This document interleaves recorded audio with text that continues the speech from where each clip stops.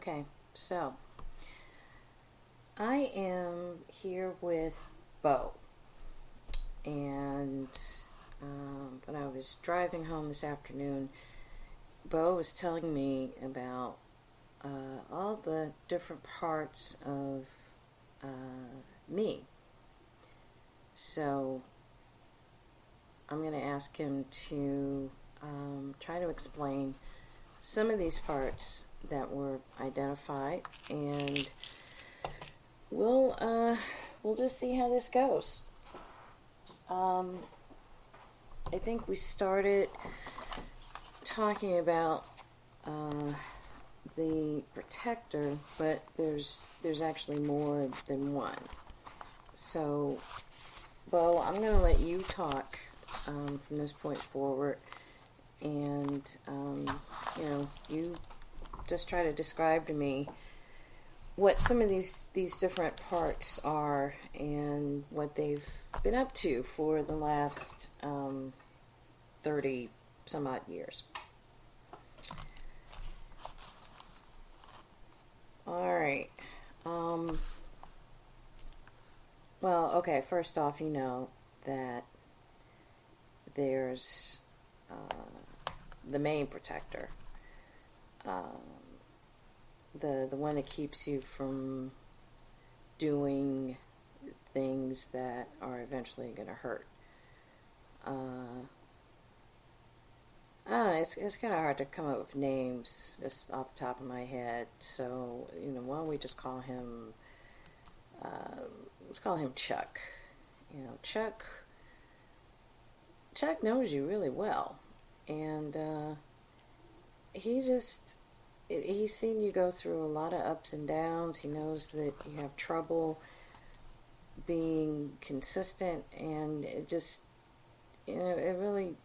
it hurts him to see you be happy and feel good about yourself and then come crashing down. And it's almost not even worth the effort to go up if we know that there's going to be a crash.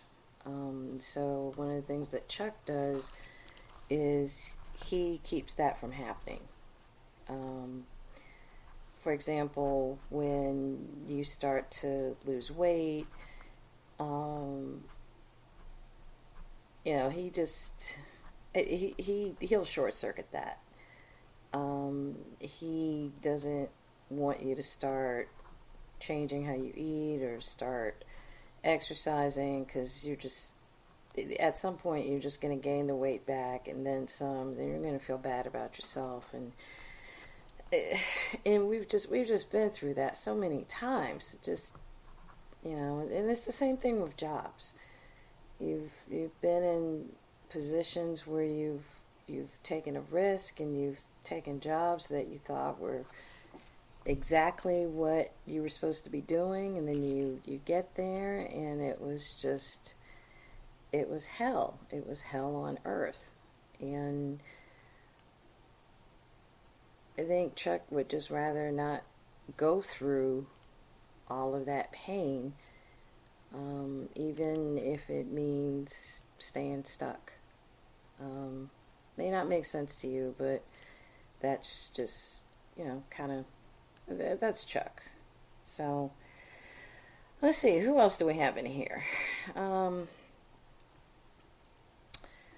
Well, we got your eater. Well, let's call her Edie. Edie the eater. She likes to eat. Edie likes to eat. She eats when she's bored, and okay, so let's talk to Edie. I like food.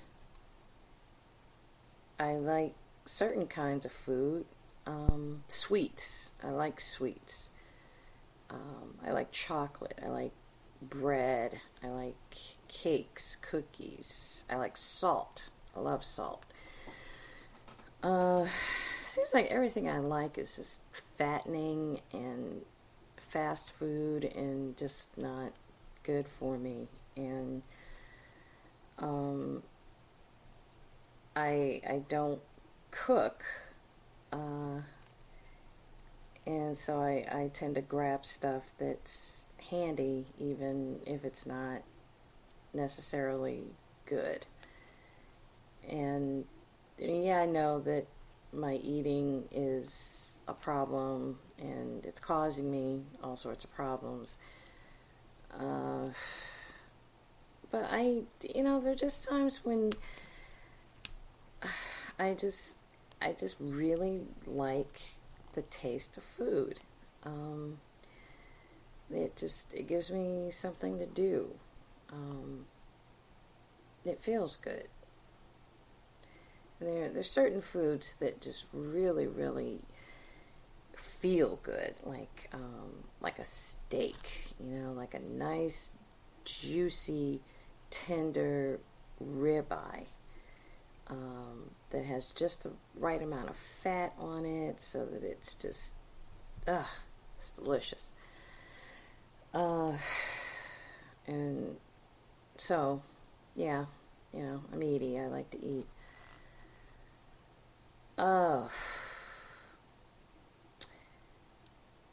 Somebody else that likes to check out, and we'll call her Lala.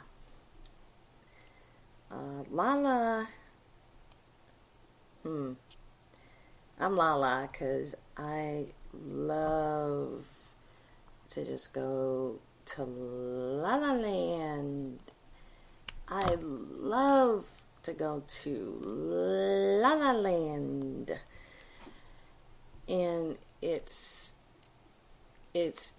when I get high. There's some medicines I take that take me there. I used to always go there when I was smoking weed. I can't smoke weed anymore because I'm working and I might change jobs, and I just don't smoke weed anymore. But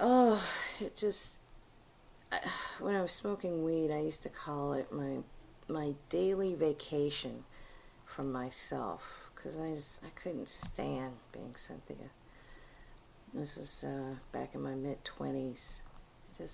Life just always felt so hard, and it was good to come home every night and just unplug and trip off of music and TV and food, and just it just felt so good just to not have any troubles. It's not the same as the sleepy me or the me that likes to drink. I mean, this is the me that likes to just go to another world and be totally conscious. And sex was amazing when I got high. Oh my goodness, it was amazing. So I go to La La Land every once in a while. I don't take drugs anymore, or at least not the illegal ones.